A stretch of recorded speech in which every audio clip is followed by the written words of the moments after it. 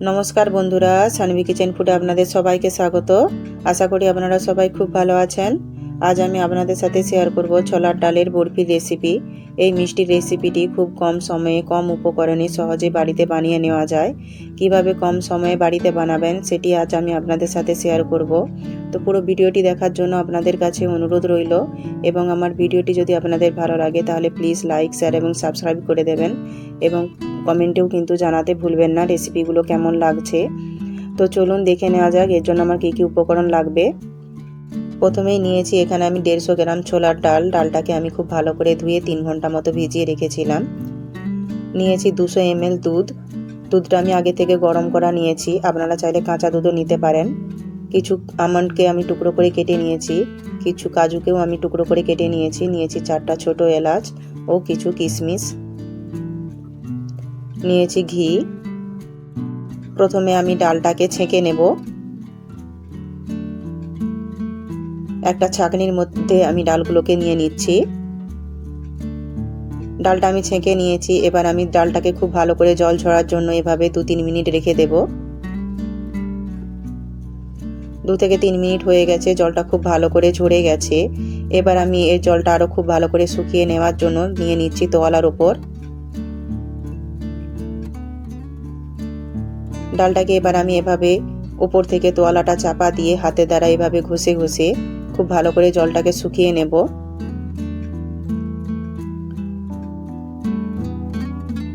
জলটাকে আমি খুব ভালো করে মুছে শুকিয়ে নিয়েছি। এবার আমি ডালগুলোকে একটা পাত্রে তুলে নেব। ডালটা কিন্তু একদম ঝরঝরে হয়ে গেছে।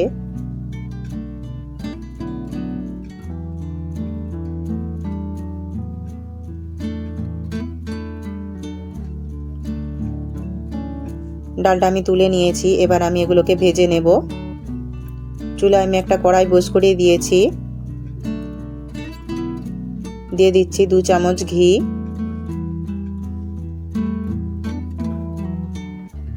ঘিটাকে খুব ভালো করে গলিয়ে নেব। ঘিটা পুরোপুরি গলে গেছে। এবার আমি দিয়ে দিচ্ছি ভিজিয়ে রাখা ছোলার ডাল। ডালটাকে এবার আমি খুব ভালো করে নেড়ে চেড়ে ভালো করে ভেজে নেব। চুলার আঁচটা আমি হাই রেখেছি। চুলার আঁচটা হাই রেখে অনবরত নেড়ে চেড়ে ডালটাকে আমি হালকা লাল হয়ে যাওয়া পর্যন্ত ভেজে নেব, এবং ডালটা কিন্তু হালকা মুচমুচেও হয়ে যাবে। ডালটাকে কিন্তু অবশ্যই এভাবে অনবরত নেড়ে চেড়ে ভাজা করতে হবে, তা না হলে কিন্তু কোনোটা ডাল মুচমুচে হয়ে যাবে, কোনোটা নরম রয়ে যাবে।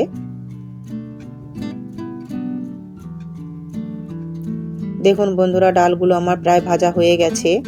আগে থেকে কিন্তু অনেকটাই কমে গেছে। ডালগুলো আমার পুরোপুরি ভাজা হয়ে গেছে। এবার আমি এগুলোকে তুলে নেব।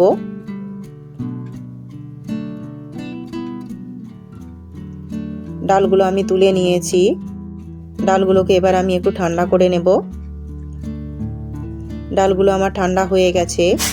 আগে থেকে কিন্তু মুচমুচে হয়ে গেছে।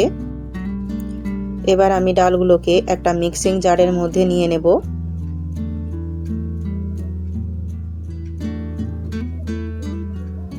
এবার আমি ডালগুলোকে গুঁড়ো করে নেব।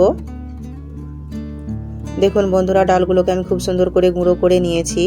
এবার আমি বরফিটা বানিয়ে নেব। একই কড়াইতে আমি দিয়ে দেব আরো 2 চামচ ঘি।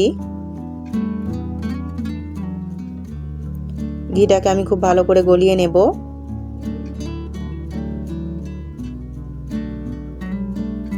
ঘিটা খুব ভালো করে গলে গেছে। এবার আমি দিয়ে দিচ্ছি এখানে কেটে রাখা ড্রাই ফ্রুটস।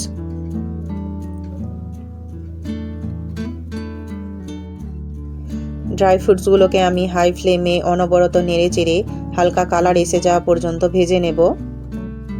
ড্রাই ফ্রুটসগুলো কিন্তু এভাবে অনবরত নেড়ে চেড়ে ভাজা করে নিতে হবে, তা না হলে কিন্তু পুড়ে যাবে। দেখুন বন্ধুরা, ড্রাই ফ্রুটসগুলোতে আমার কালার আসা শুরু হয়ে গেছে। কিশমিশগুলোও ফুলতে শুরু করে দিয়েছে। ড্রাই ফ্রুটসগুলো আমার ভাজা হয়ে গেছে। এবার আমি এগুলোকে এক সাইডে করে নেব। এভাবে ড্রাই ফ্রুটসগুলোকে এক সাইডে করে নিলে এক্সট্রা যে ঘিটা আছে সেটা কিন্তু কড়াইয়ের মধ্যে রয়ে যাবে। এবার আমি ড্রাই ফ্রুটসগুলোকে তুলে নেব।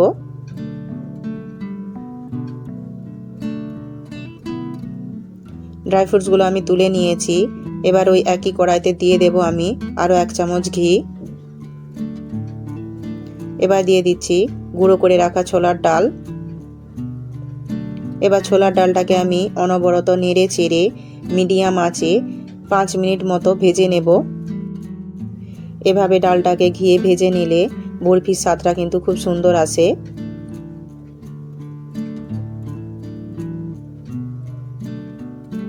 দেখুন বন্ধুরা, ছোলার ডালটা আমি ভেজে নিয়েছি। এবার আমি চুলার আঁচটা একদম কম করে নেব। এবার দিয়ে দিচ্ছি এখানে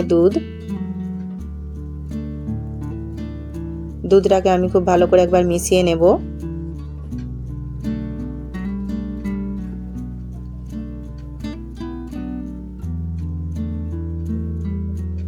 দুধটা আমি খুব ভালো করে মিশিয়ে নিয়েছি।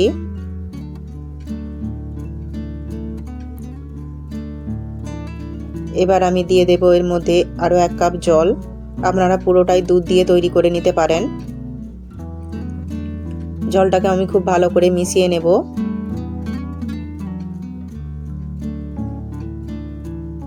চুলার আঁচটা আমি কিন্তু একদম লোয়ে রেখেছি। জলটাকে আমি খুব ভালো করে মিশিয়ে নিয়েছি। এবার আমি দিয়ে দিচ্ছি এখানে 150 গ্রাম মতো চিনি। মিষ্টিটা আপনারা আপনাদের স্বাদ অনুযায়ী দিয়ে দেবেন। চিনিটাকে আমি একদম লো ফ্লেমে রেখে খুব ভালো করে গলিয়ে নেব। এটাকে কিন্তু অনবরত নেড়ে চেড়ে নিতে হবে।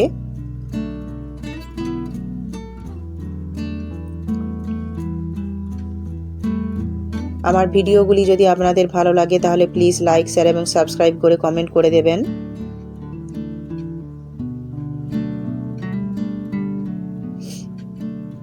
চিনিটা পুরোপুরি গলে গেছে। এবার আমি দিয়ে দেব এর মধ্যে আরও 1 চামচ ঘি। এলাচের খোসাগুলো ছাড়িয়ে আমি গুঁড়ো করে নিয়েছি, দিয়ে দিচ্ছি ছোলার ডালের মধ্যে। এবার দিয়ে দিচ্ছি ভেজে রাখা ড্রাই ফ্রুটস।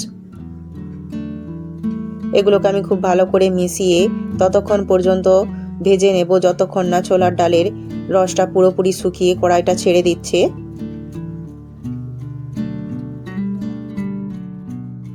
চুলার আঁচটা একদম লোয়ে রেখেছি।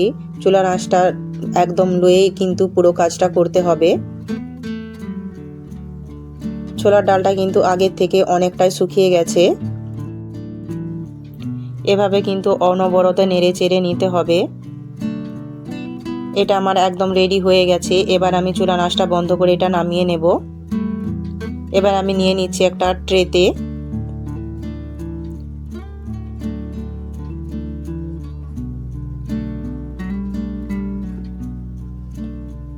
এটাকে আমি স্প্যাচুলার সাহায্যে খুব ভালো করে সমান করে নেব।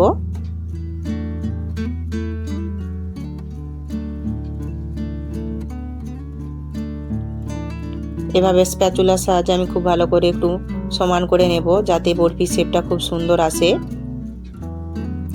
দেখুন বন্ধুরা, আমি এটাকে খুব সুন্দর করে সমান করে নিয়েছি। এবার আমি দিয়ে দিচ্ছি ওপর থেকে ড্রাই ফ্রুটসের টুকরো। আপনারা এখানে আপনাদের পছন্দ মতো ড্রাই ফ্রুটস দিয়ে সাজিয়ে নিতে পারেন। এবার আমি স্প্যাচুলার সাহায্যে ড্রাই ফ্রুটসগুলোকে একটু হালকা চাপ দিয়ে এটার মধ্যে বসিয়ে দেব। দেখুন বন্ধুরা, এটাকে আমি সাজিয়ে নিয়েছি।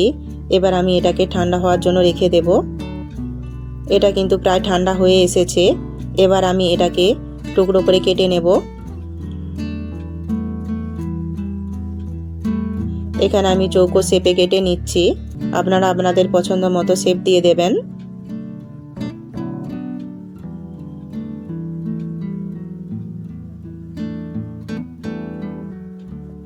আমার ভিডিওগুলি আপনাদের কেমন লাগছে অবশ্যই কমেন্টে জানাবেন।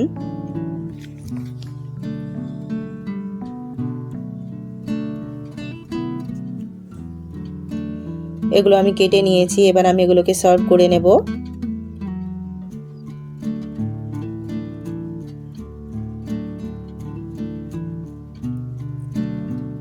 এভাবে ছোলার ডালের বরফি বানালে খেতে কিন্তু খুবই সুন্দর হয় এবং কম সময়ে তৈরি করে নেওয়া যায়।